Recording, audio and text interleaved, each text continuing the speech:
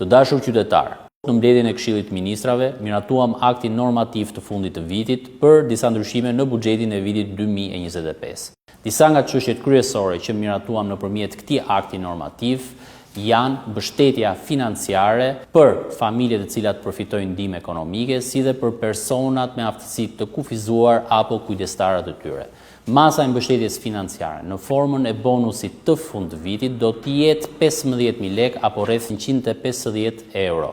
Në total, nga kjo nisëm, do të përfitojnë rreth 148.500 qytetarë me një fond total prej rreth 2.2 miliard lekësh.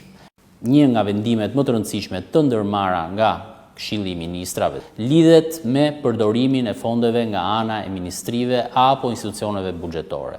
Është vendosur që për të gjitha ato fonde të cilat nuk do të shpenzohen nga ministrit apo nga institucionet buxhetore, do të kalojnë në fondin e veçantë të pensioneve pranë Bankës së Shqipërisë. Nga një vlerësim paraprak që ka bërë Ministria e Financave, vlerësohet se shuma e cila minimalisht do të kalojë në këto llogari do të jetë në masën 150 milion euro. Kjo shumë do të përdoret për reformën e pensioneve, të cilën kjo qeveri tashmë e ka nisur. Nëpërmjet këtij akti normativ, ne do të mbështesim edhe sektorin e bujqësisë, ku fermerët do të përfitojnë një shumë prej rreth 2 miliard lekë shtesë nëpërmjet skemave mbështetëse.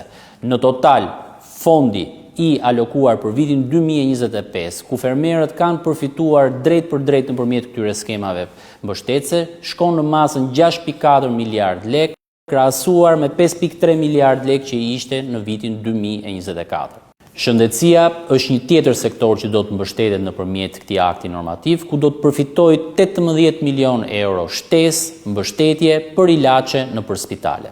Edhe pushteti vendor do të përfitojë nëpërmjet këtij akti normativ, duke u mbështetur me rreth 1.2 miliard lekë shtesë, fonde të cilat do të përdoren për të shlyer detyrimet më të vjetra të prapambetura.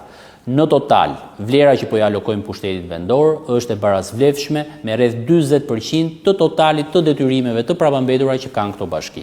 Këto janë vetëm disa nga politikat që kemi parashikuar në këtë akt normativ, natyrisht për të garantuar që fondet publike përdoren aty ku nevoja është më e madhe. Ministria e Financave, nga ana tjetër, është këtu për të garantuar stabilitetin ekonomik, si dhe të zbatojë politika të cilat synojnë mirëqenien sociale të qytetarëve të vendit tonë.